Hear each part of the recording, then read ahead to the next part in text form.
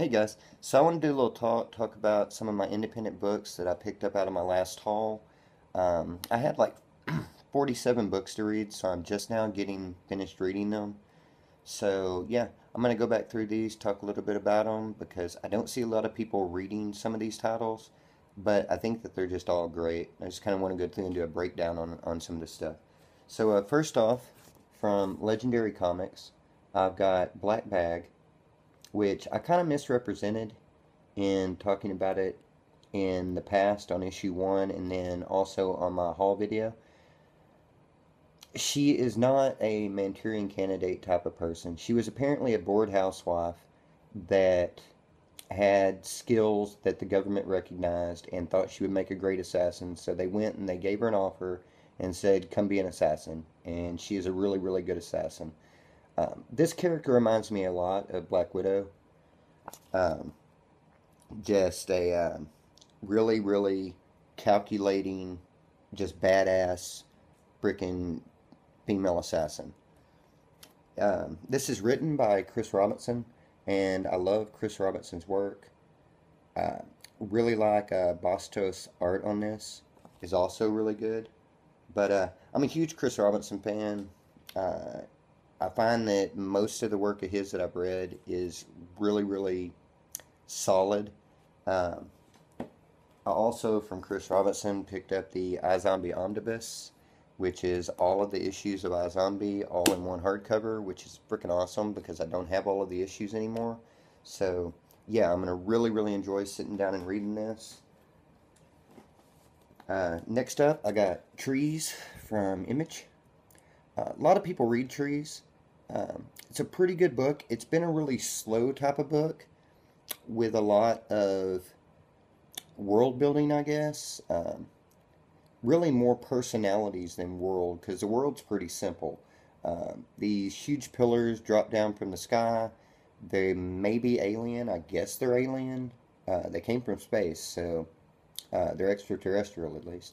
Um, but they slammed down. They destroyed things that devastated everything that was kind of around them, and people have kind of tried to rebuild around that.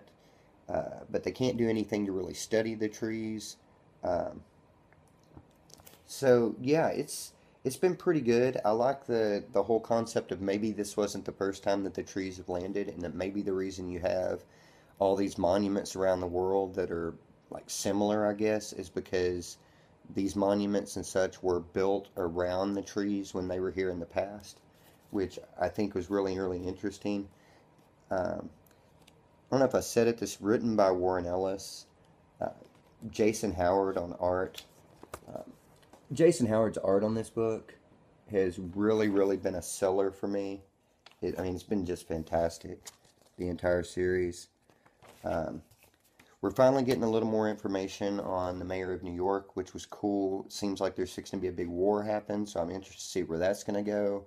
Uh, I'm still really, really interested in this Arctic scientist that's going around trying to sort out what's up with these black poppy things that apparently like spontaneously like combust and like vaporize everything that's in their path. But yeah, Trees has been really, really enjoyable. Next up from Action Labs, I got Trancers number, what is this, number 2? Trancers number 1 was really good, but it was more or less just like background on what was going on with these characters. This is from Action Labs. It's from Full Moon Presents. Full Moon Presents is basically doing uh, 80s horror and sci-fi movies in comic book form, like continuations of them. And I've really enjoyed everything that I've read from the Full Moon Presents. Um, the Puppet Masters has been freaking awesome. Trancers is pretty good. Um, a lot of their other series.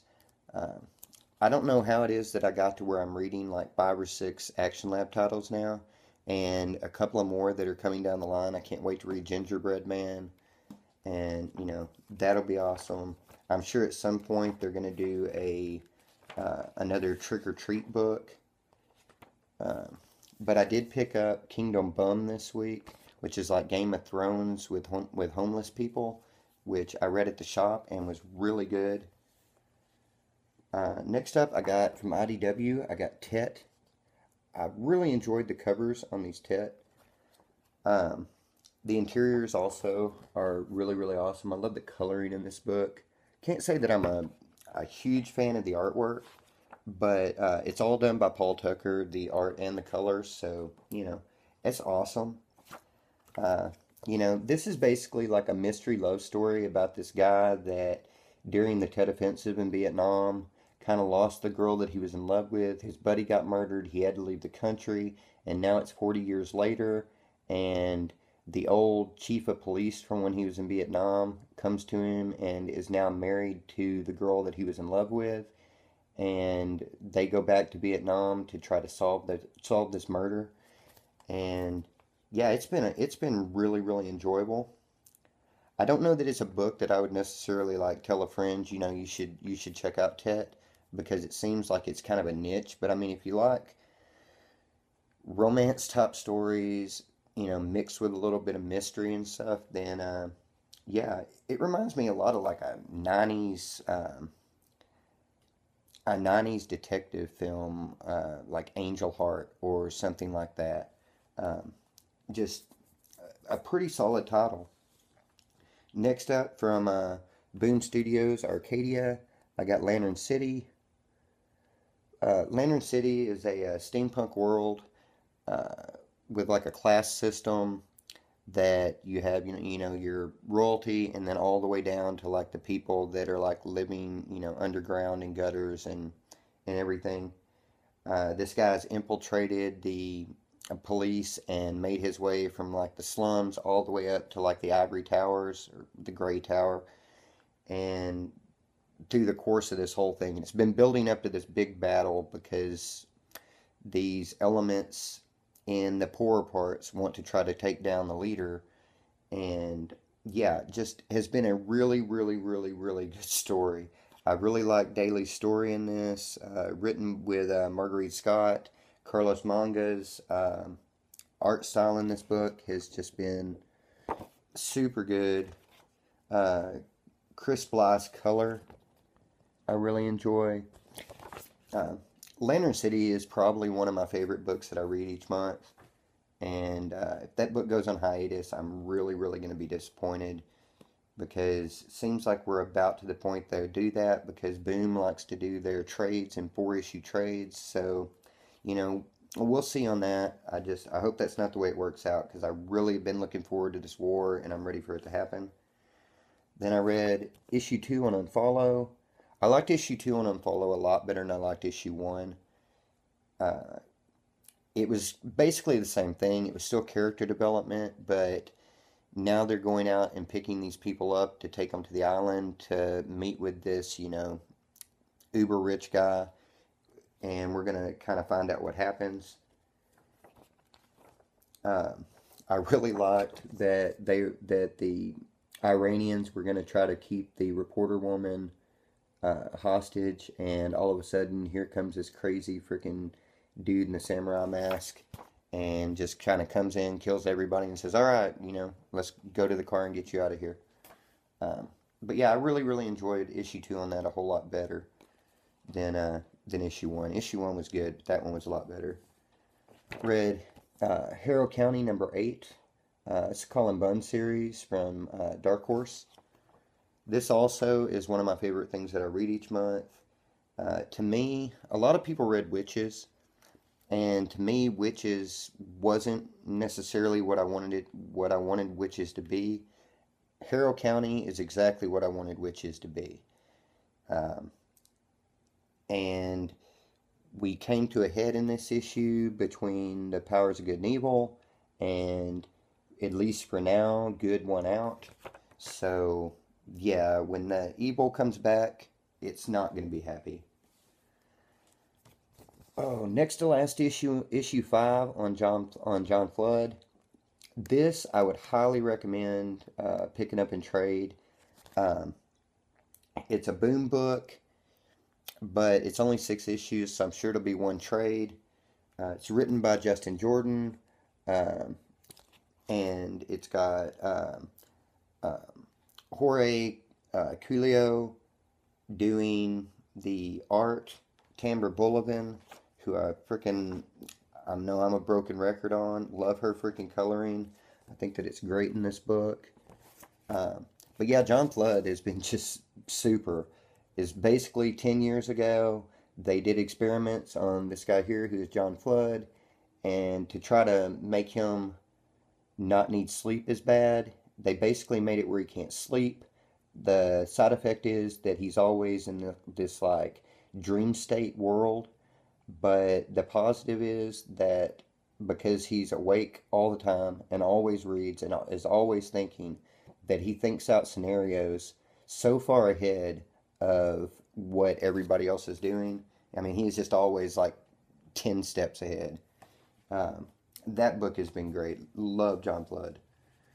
Uh, Paper Girls, number 3.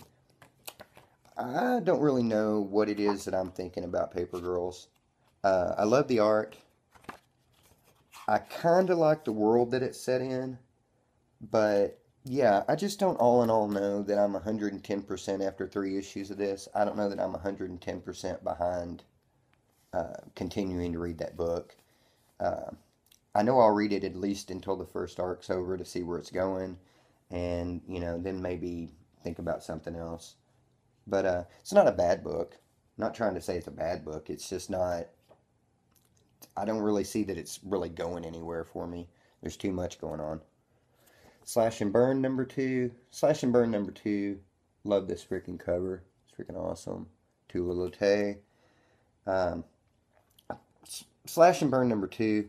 I liked better than Slash and Burn number 1. I didn't think it was possible that I could like issue 2 better than I liked issue 1, but I really did.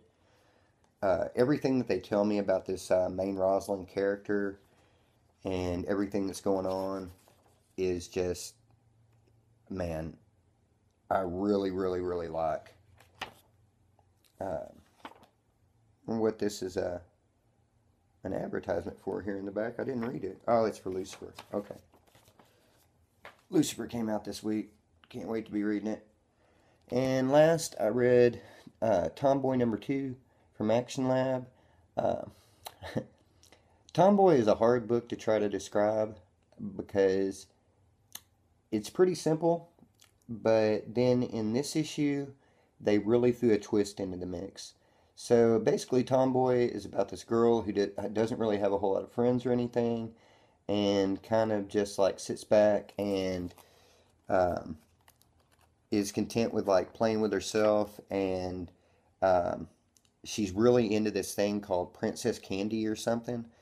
Um, well, one of her best friends is killed, so she goes out to try to figure out what happened to him, and in the process of this, ends up killing 2 cops. Ends up with this flash drive, which apparently has a lot of bad stuff on it. And then we find out in issue 2 that apparently Princess Candy, is talking to her and making her do these things or controlling her in some way. Um, this is a really, really, really bizarre book. Um, at first, I didn't think it was necessarily a horror, but now it's kind of a horror and kind of a mystery. And yeah. But yeah, about all I got to say about that. I'm going to get off here and I guess start reading on iZombie.